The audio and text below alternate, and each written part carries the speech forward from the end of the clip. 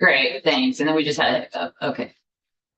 So I began my career over 38 years ago. And, I like to share with the legislative body and people and even my employees. I feel so fortunate. I worked with some brilliant minds. I've had mentors. I was an individual coming through state government that investment in me was really, really important, and to, build on that. And all of those experiences has rounded me as a leader. Because I always, I didn't just step into this role. I am a state employee. I started out as a classified employee, that had the opportunity to work through, work hard and to achieve more and to go after things that I sought and desired. And it was never an expert in an area. I was always intrigued and wanted to learn. And to be able to work with individuals that embrace that really does make a difference. So I walk that. I try to, and sometimes I have to remind myself to do that. So I started out in the 80s working at the Department of Education, not the Agency of Education, in this program that was called Public School Approval, which was the new formula. We had eliminated the funding formula where we level funded every student based on your enrollment. And that led me to this program that was sitting there, which was school construction. And again, I'm a little passionate about it because I'm being reminded. And there was all of this money and all of these communities and needs, and there was just really 1.5 people working on this program. The gentleman, Ed Ryan, who was retiring, he was just leaving everything piled up on his desk. And this is a very true story. And I just said, oh, that mess is driving me crazy. So I went and read the statute, I read the rules, I pulled out the blueprints, I taught myself the formula for determining what we do, and I cleaned up his desk and I left everything on his desk. And when he returned, he was like, Wanda, did you do this? And I was like, yeah, your mess drove me crazy. And immediately I had a new role.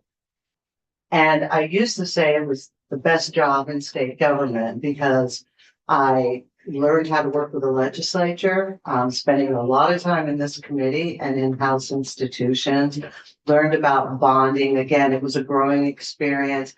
And I got to work with communities. And that was, it was just, working with school boards and working with these individuals that were really trying to accomplish something for their community, really hit home to me. So it was great. And in 1999, I left classified service and went to BGS as the principal assistant with a very unique task set in front of me by Commissioner Tom Torty. And that was BGS was going to take over the oversight of the Capitol bill. And we were going to now build the budget. We were going to develop the book that you all have become familiar with. And I was going to shepherd this through in the committees.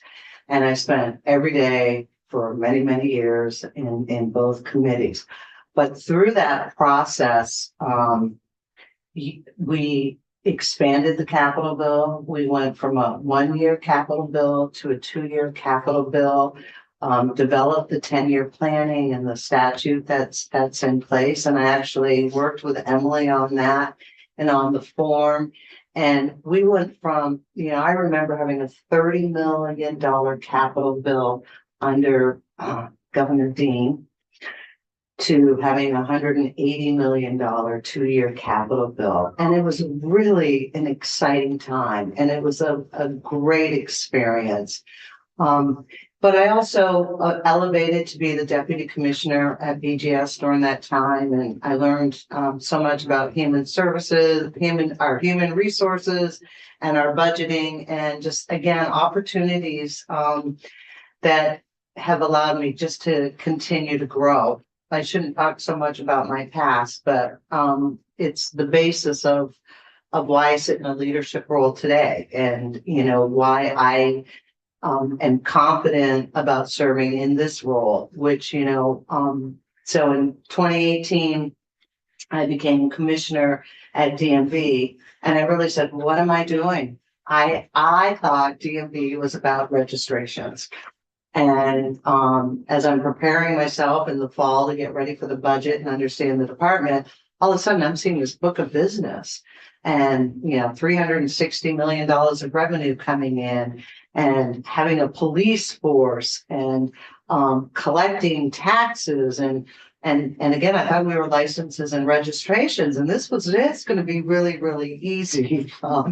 And, but it just opened my eyes to, to so many things. And what I really just value so much about that experience is really working with businesses and the residents of Vermont in a different way. And there were a lot of different challenges, and I go back to thinking about non-binary, putting that on a license. And some people thought, that everyone had an opinion about it. But the reality is, why do we even have an identification on a license? And so let's acknowledge and let people have choices. And we were redoing the license, so it was the perfect time to moving towards translators in vehicles when you take your license. When can you do it? When can you not? Working with school districts who needed to get their school bus endorsements for community members, that had to be done in a flexible, creative way while maintaining those federal regulations, to translating documents, online. The list just goes on, and every day, while you still think registration and license plates, the policy elements that are behind that organization were just, it was eye-opening. And what that really brought to me was even better listening and finding balance, because all of us think it should be done one way, or people say you can't do that. And what I really learned from that experience is, no, I'm not going to accept you can't do that. I'm going to ask, why can't I do that? And that's where you start to separate the personal from the regulatory, and you can really come to really good solutions. And, one of the things that, I'm extremely proud of, and it was working with the legislature in conversations and balanced conversations in Transportation Committee, and you were there, Senator, but you were, I was being challenged to make changes and effective dates, in 3 months. And I finally started to say to the committee, we can't accomplish that. You may want us to do it. It's not that we don't want to, but it was really about the system and how we had to interact with the tools we had. And you were trying to make changes and be more flexible and looking at things, and we were hindered. And that changed the conversation. And I'm forever thankful for that. Because working with this legislative body, $50 million was allocated to the Department of DMV in 2 years to move forward with a core modernization IT project. And I was committed from that point, because of your trust in me, to ensure we were successful. And when I left, we were still on budget, on time, and on target. And not every system is not perfect, but you set up your organization to support that. And that's one of the best things that, again, that's something that I really learned, is if you're going to roll out something, what does your team need? You have to make investments in those employees. And that was another lesson in this very, very long journey. And so, I sit here today with a larger department, and over 330 employees. We did an overview of what we did, but what I can say to the committee is that I am committed to those employees.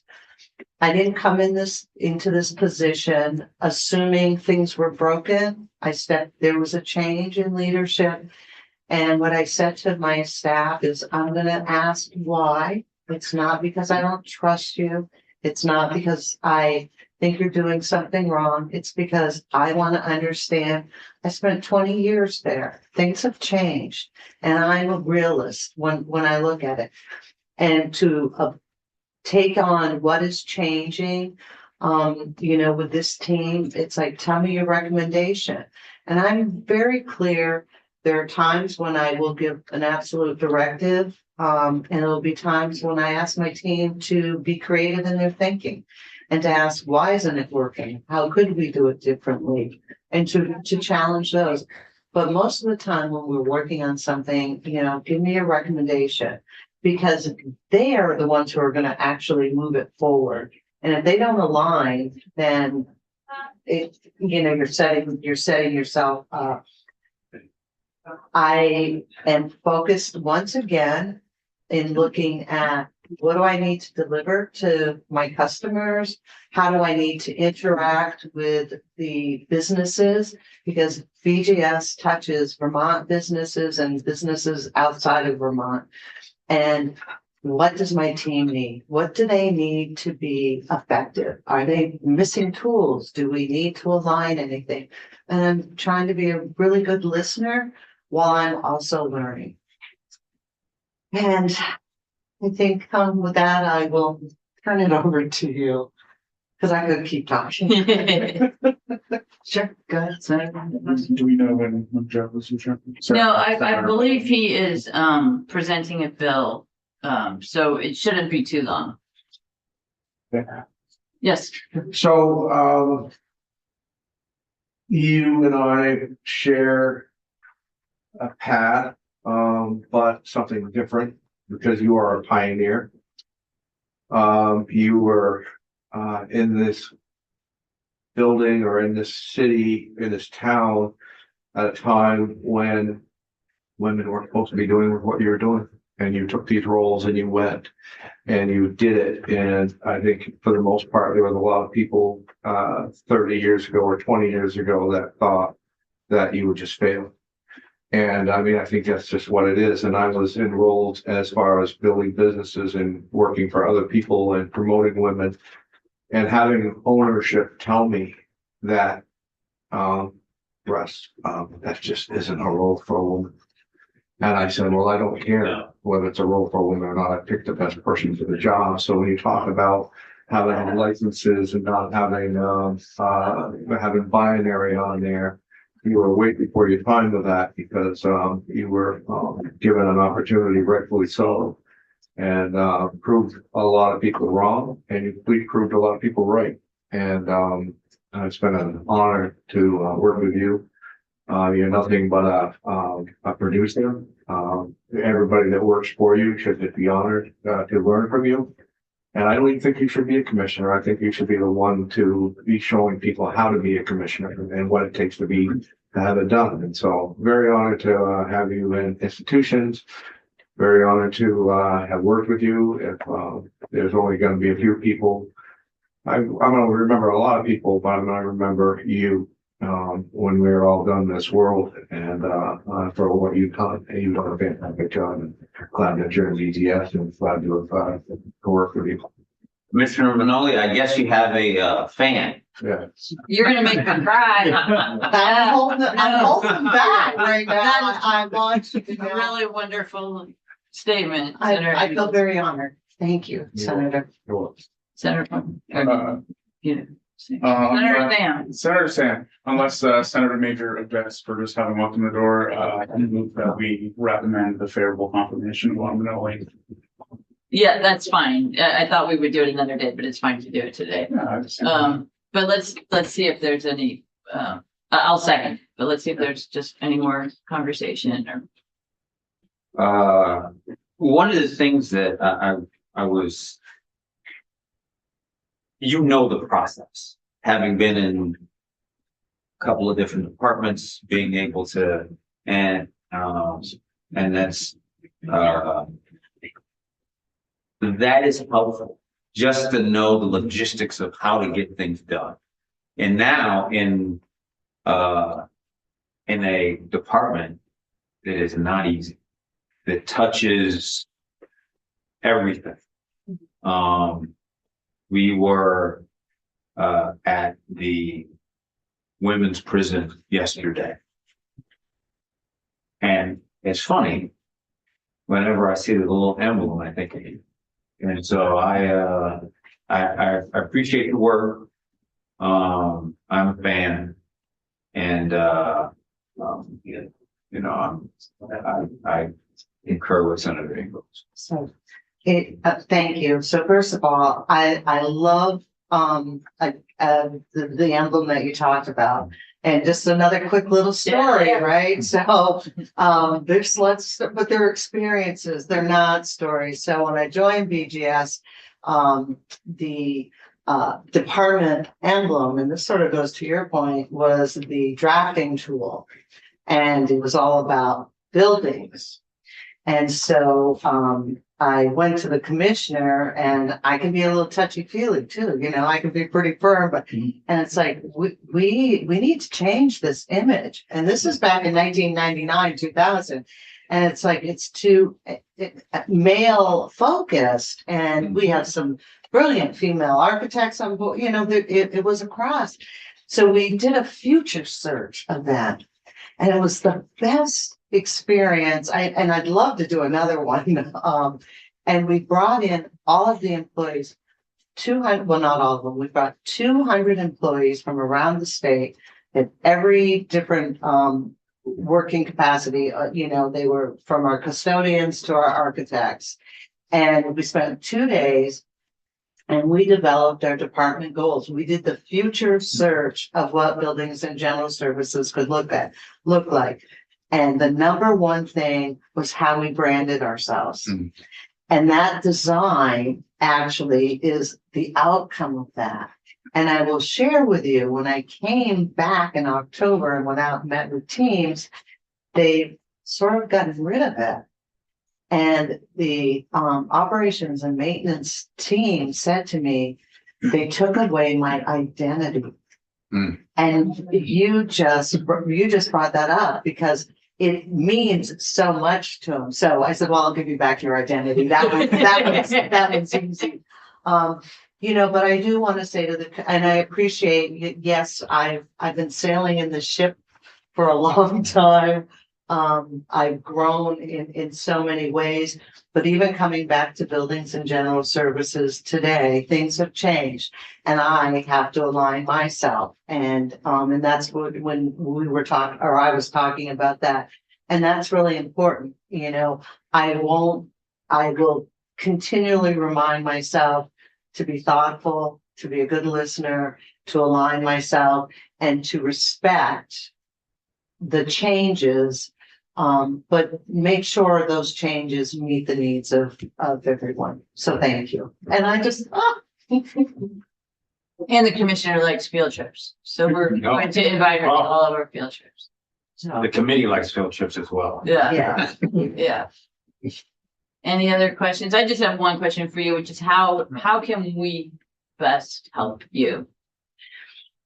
What I really appreciate and I respect about the legislative process is that I know it's a process, and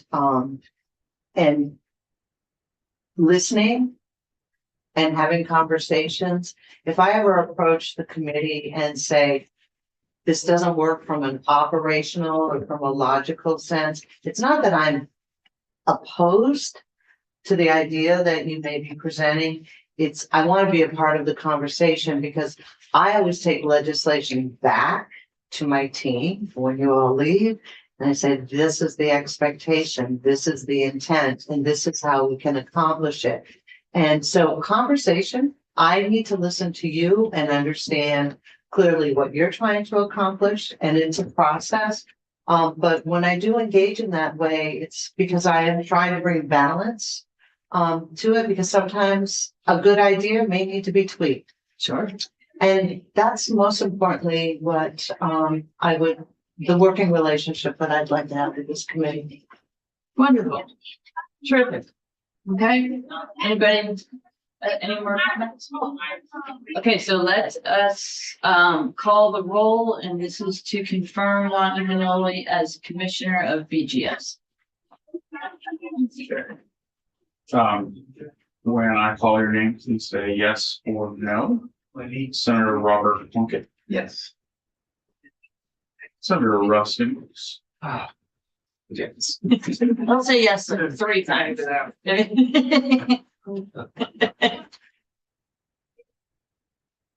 Senator Joseph Major. Yes. Me. Senator Wendy Harrison. Yes. And that looks like a 5-0. All right. Thank you very, very Thank- much. I thank you. will not disappoint you or my team or the governor or the state of Vermont. Fully Thank you. confident of that.